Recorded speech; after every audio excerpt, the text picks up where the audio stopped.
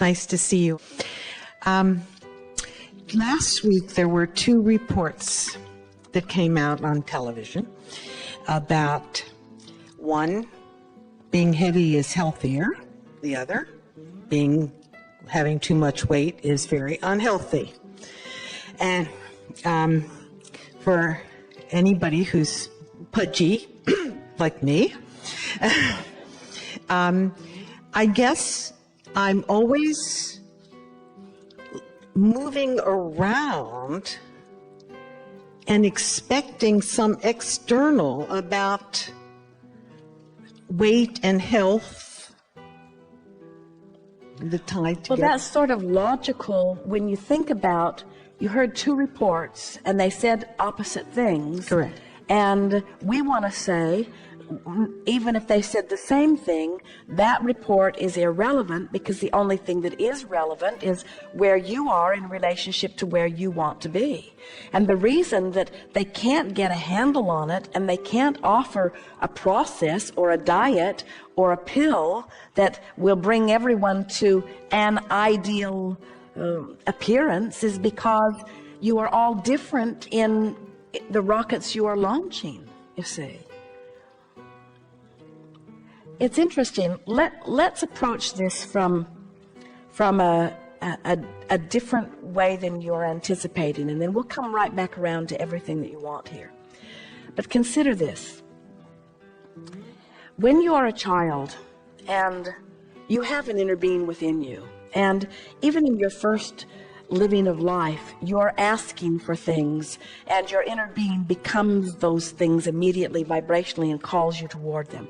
So right away in your first days, but certainly you can be consciously aware of it in your first year and 2 and 3 and 4, that you have inclinations, because the source within you is definitely calling you toward your prescribed path. Now, sometimes people worry about that. Oh, a 2-year-old or a 1-year-old is guiding his own course, and we say, you got to remember, this is very old energy. This is energy that was leaping in at a very powerful rate after living a lot of life, and so you were hardly new at this. And so this life experience was just helping you tailor this specific life to things that were specifically important to you. So now this energy stream is rolling. This river of energy is moving, and it's calling you, and you're feeling an impulse to go. But you live in a household or in a classroom. You live in a world where they're all selfishly oriented too. And sometimes your pleasing yourself doesn't please them. So at very early ages, most of you lose your sense of catering to or leaning to your own source energy calling, because your mother is saying to you really loud and in your ears and in your face, I don't care what you feel like doing, I want you to do what I want you to do. Right. So she trains you to begin to always keep an eye to her response of your behavior. So now you're behaving, and your own inner being is calling you, saying, this is who you are, and this is what you said you want, and this is the path of least resistance. This is the path toward your coming into alignment with who you are. And while you're feeling that, you're hearing your mother saying, now I said, and I'm not going to tell you again, that you're not to go do that. You are to come here and do this.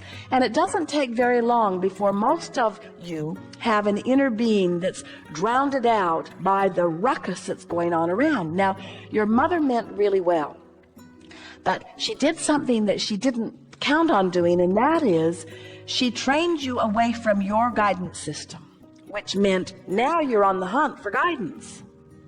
So now you're listening to your peers, now you're listening to your boyfriend, now you're listening to the television, now you're listening to the health nuts, now you're listening to the media, now you're listening, and then you say, and how odd, the officials who should know how to guide me have come out with 2 studies, and one says this and the other says the opposite, and right. We say, you've been looking for love in all the wrong places long enough.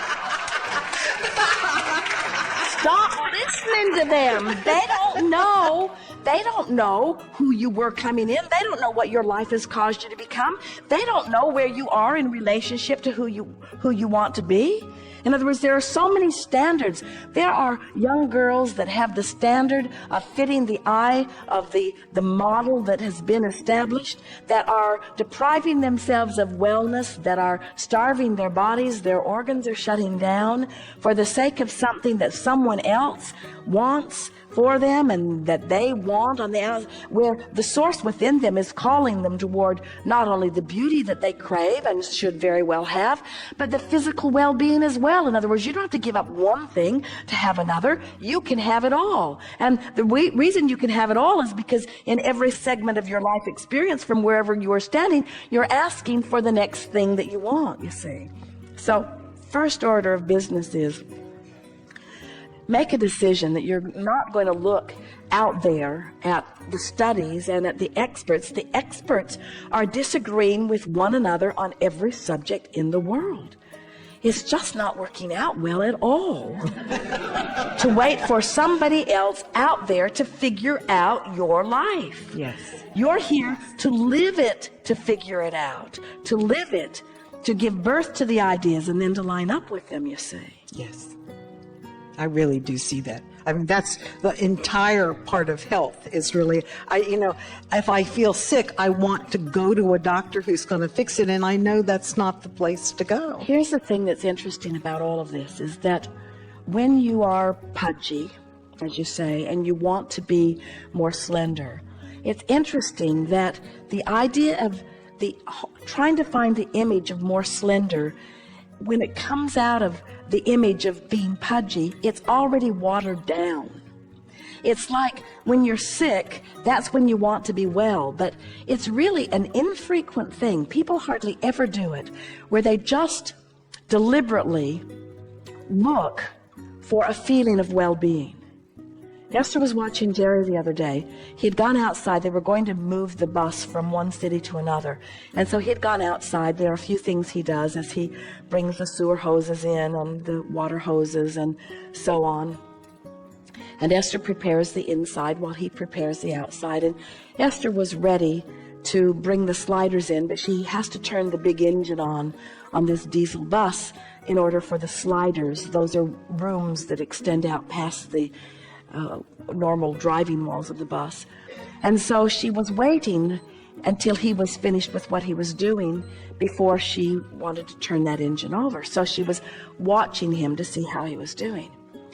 And she noticed that he was deliberately basking in the good feeling of his day.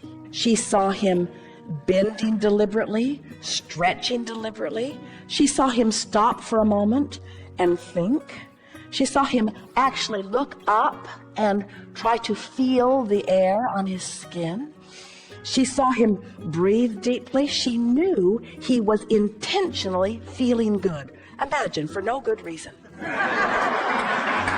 Intentionally feeling good. Not feeling good to try to compensate for feeling bad. Intentionally feeling good, you see. And this is the thing. We want you to realize you can't intentionally feel good from a place of not feeling bad if you feel bad. In other words, we get it that wherever you are is where you are. But if you could make peace with where you are and then let your reaching for those feelings that feel better, just more, in other words, from a neutral place of, most of you have made food your enemy because almost everything you eat, somebody has told you that there's something inherently wrong with it.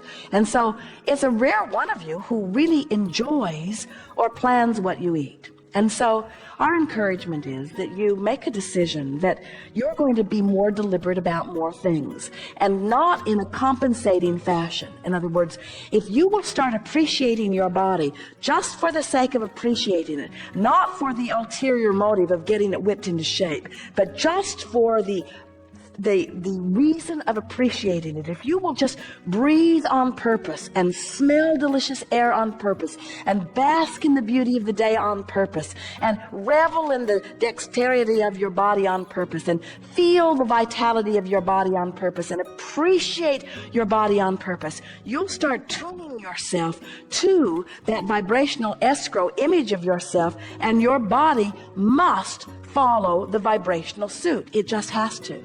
And anything else that's happening is not because of what you're doing in terms of action. It's vibrational. It's all vibrational. It's all vibrational. It's all vibrational. It's all vibrational. It's all, did we say that it's all vibrational? I get it's that. all vibrational.